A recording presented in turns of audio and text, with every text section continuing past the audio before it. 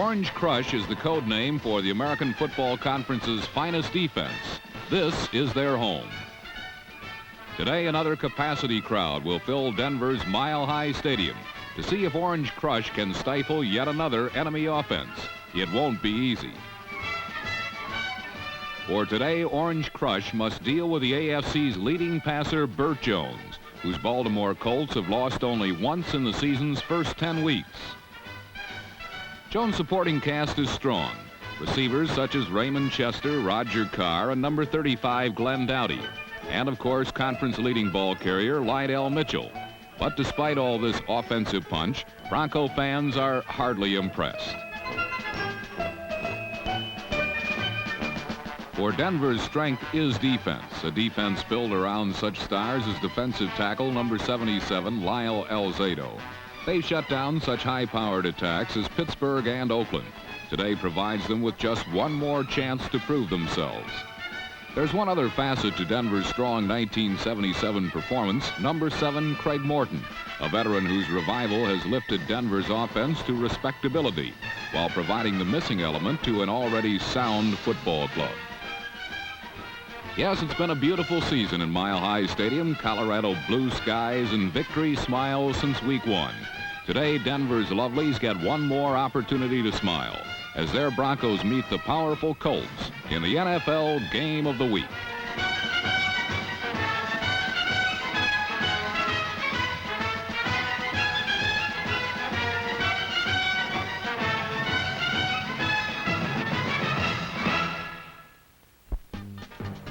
If the jury is still out on the Broncos, then the question mark remains Craig Morton.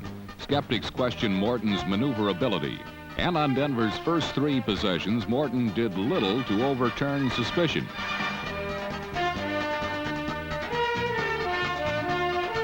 Twice, Morton fell beneath Baltimore's famous sack pack, hardly a dishonor. But if Craig Morton's problems were of alien origin, Baltimore's first quarter passing problems came entirely from within.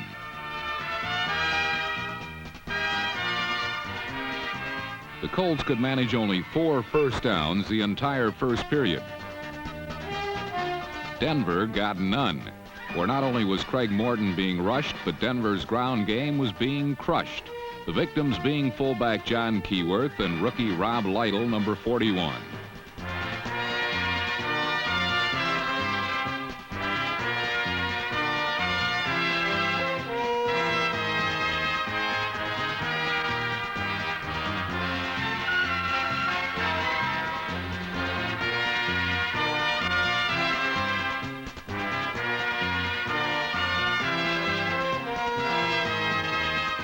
Filling in for the injured Otis Armstrong, Lytle couldn't turn the corner against the defense primed to make his life miserable. Fortunately for the Broncos, Orange Crush was doing some crushing of its own, with Lyle Alzado, Barney Chavis, and Reuben Carter neutralizing the cold front. Number 57, linebacker Tom Jackson, was turning up at almost every tackle.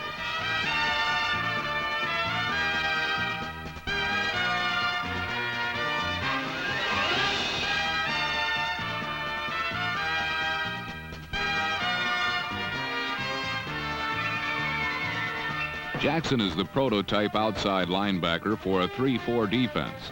Quick and aggressive, Jackson can string out a sweep, then launch a blitz from the corner and catch a quarterback napping.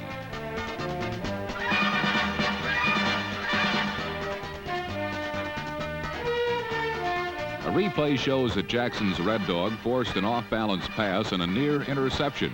Still, neither team could register that first big play. And so instead of trying to finesse Tom Jackson, Burt Jones aimed Baltimore's attack right at him. Another look shows that when the lead back could turn Jackson out, the runner could find yardage inside, in this case, fullback Roosevelt Leaks. Denver now had to respect a play fake, and suddenly the short zone was open. With the Broncos off balance, Jones again went directly at Jackson, this time forcing him to commit on a screen pass to Lydell Mitchell.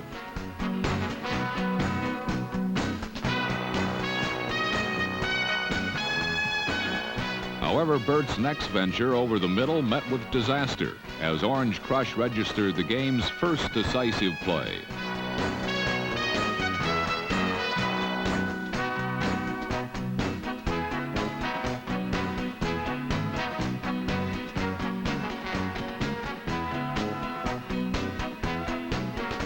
Veteran safety Bill Thompson returned this interception 30 yards to the Baltimore 47, crossing the midfield stripe for the first time. Mile High's noisy denizens now clamored for the big play. 2 plays later, Craig Morton and company delivered.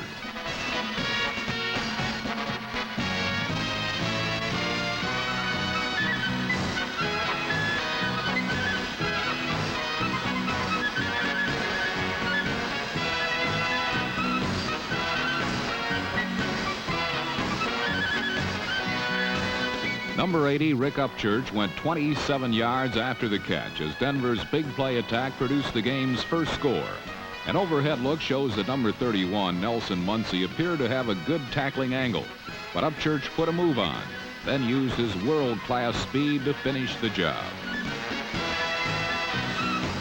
And so Denver scored first. The Mile High folks rejoiced while Upchurch and others enjoyed their moment in the limelight. Moreover, behind the joy of the moment stood the stern fact that Denver's defense hadn't lost a lead all season. For Baltimore, it would all be uphill.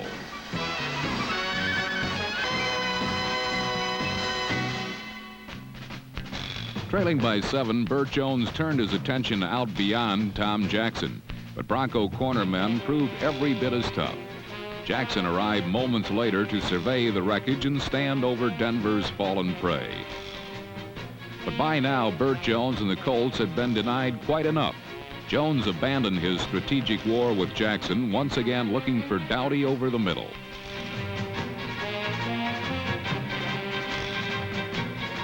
Now it was Baltimore's turn to move into Denver territory. Don McCauley closed out period 1 with an 11-yard burst that carried to the Bronco 42.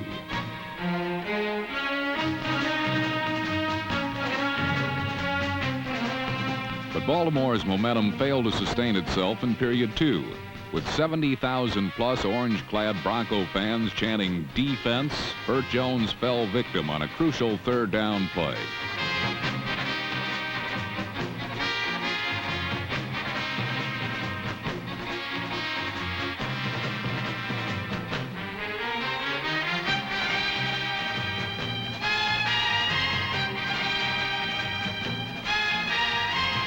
For the first time, Denver nailed Burt Jones for a loss, terminating Baltimore's best possession.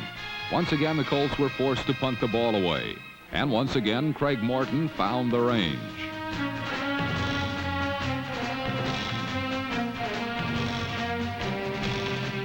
Morton's hookup with veteran Haven Moses covered 35 yards to the Baltimore 37. 3 plays later, Morton looked Baltimore's secondary to the left, then threw back over the middle for the game's second score.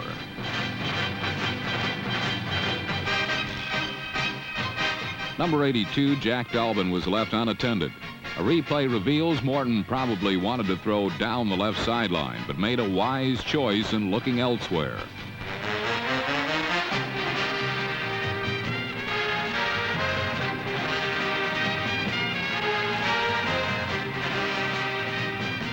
And so the Broncos put 7 more on the board. 7 more points for Denver to celebrate. And 7 more reasons for Bronco fans to declare themselves number 1. Leading by 14, the advantage clearly belonged to Lyle Alzado, Tom Jackson, and the Orange Crush defense. Denver's secondary had not yet been tested, and Baltimore seemed somewhat unwilling to make a game out of it.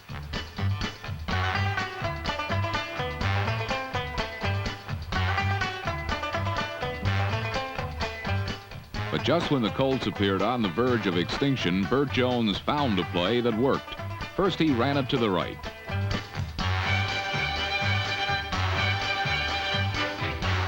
Liking what he saw, Jones sent the same play back to the left.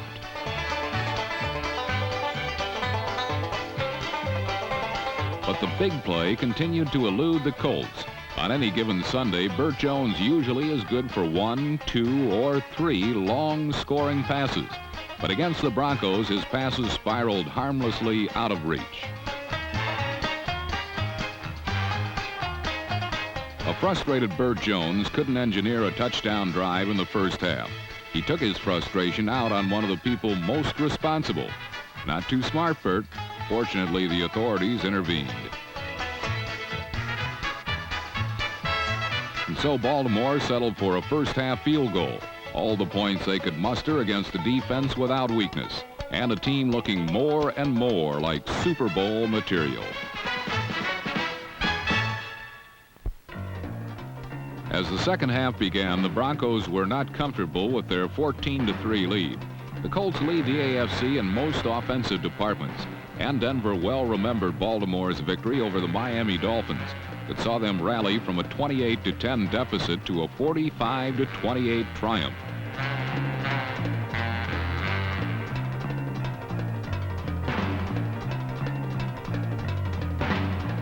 To cool the spiritual reserves of Baltimore, the Orange Crush choked off their running attack. With this facet of his offense nipped in bud, Burt Jones' main recourse was to nickel and dime his way downfield. Denver's rush did not allow Jones time to test the middle and deep ranges of their zone and scared him out of the pocket and into their pursuit lanes.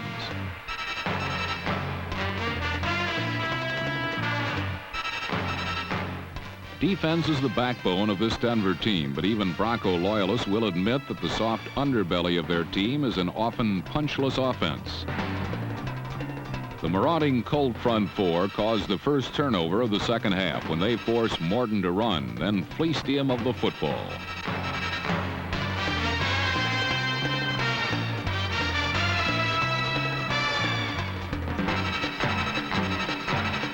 Burt Jones stuck to his strategy of throwing to his backs underneath a Bronco defense that laid back, fearful of the home run pass.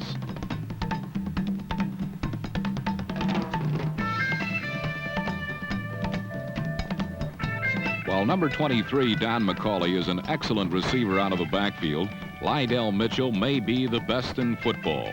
And his tour de force touchdown cut the Denver lead to a point, 14-13.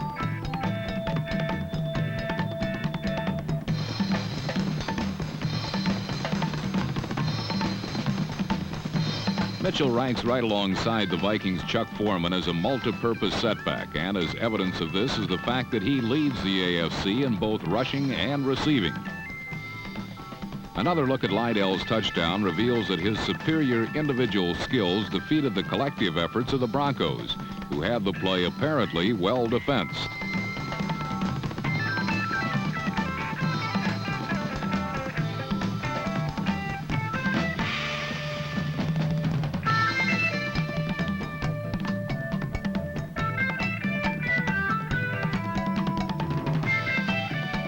Mitchell's superb effort was the first noticeable chink in Denver's defensive armor, and with their offense stagnant, it was up to the Orange Crush to prove themselves resilient, something they had done in every game but the loss to the Oakland Raiders.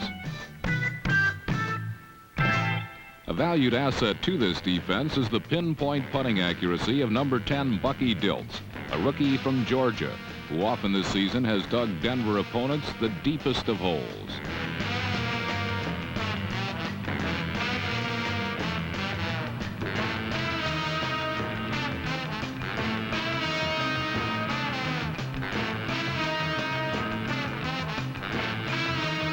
Unfortunately for Dilts and the Broncos, this punt was ruled as hitting the goal line and was brought out to the 20 instead of staying at the 1-yard line.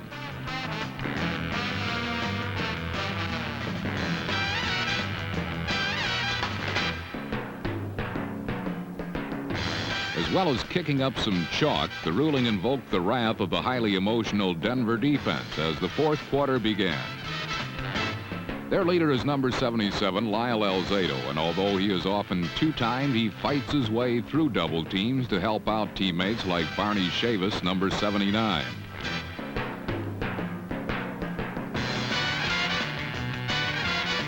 While Denver has dropped quarterbacks 28 times this season, the Colts sack pack leads the AFC in this department, and they buzzed around Morton like honeybees after pollen. Morton, for his part, is not the most nimble quarterback afoot, but unlike the dog days in New York, he rallies from these momentary setbacks.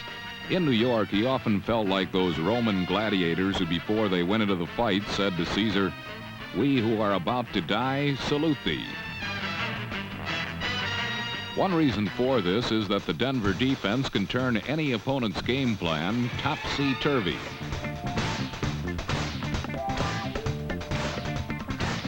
They did just that and turned this game upside down when linebacker Tom Jackson, number 57, stepped in front of Don McCauley and raced 73 yards to a touchdown.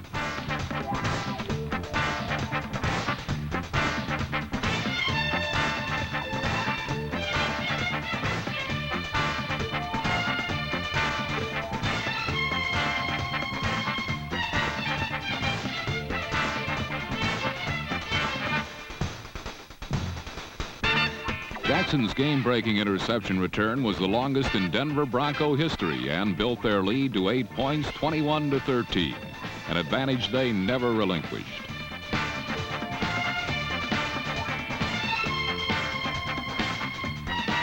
At 5'11", 224 pounds, Tom Jackson is one of the shortest and lightest linebackers in the NFL, and his touchdown was more the result of outthinking Burt Jones than overmatching him physically. The rise of the Denver Broncos to the best in the West at this moment in time is startling in light of their imposing schedule and the might of the Oakland Raiders. They just seem to do the right things at the right time. When teams expect run, Denver passes. When they're ready for the bomb, Denver runs the draw with Lonnie Perrin, number 35.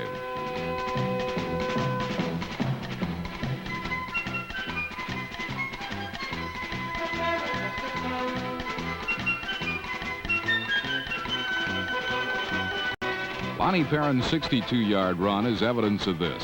For most of the second half, Denver's offense operated in fits and bursts, waiting for breaks provided them by the defense.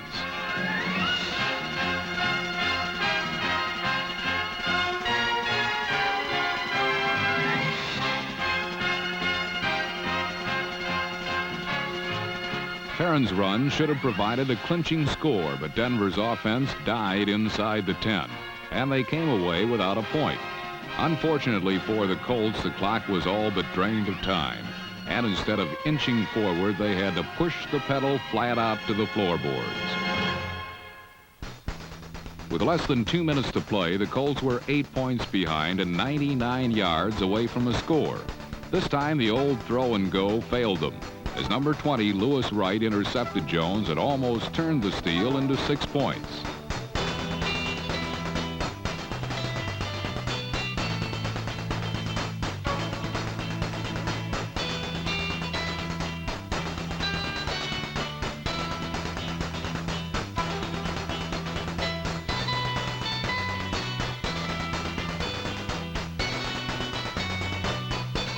Another look at Wright's interception shows that it was strictly a heave and hope pass from Jones right into double coverage. 59 yards later, Wright would set up Denver for the climax score of the game.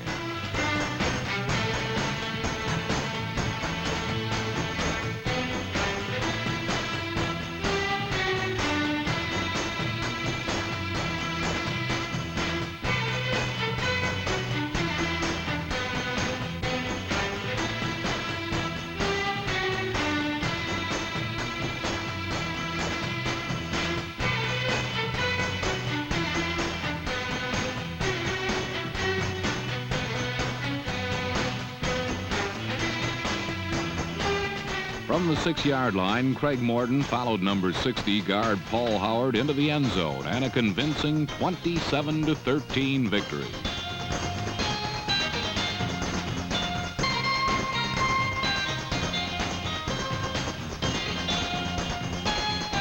Denver's 10th victory of the season not only gave them the most wins they have ever achieved in their 18-year history, but more importantly gave them a firm foothold on a berth in the AFC playoffs. For Craig Morton, this season has personally meant vindication from the rumors that his competitive juices had run dry after 12 seasons in the NFL.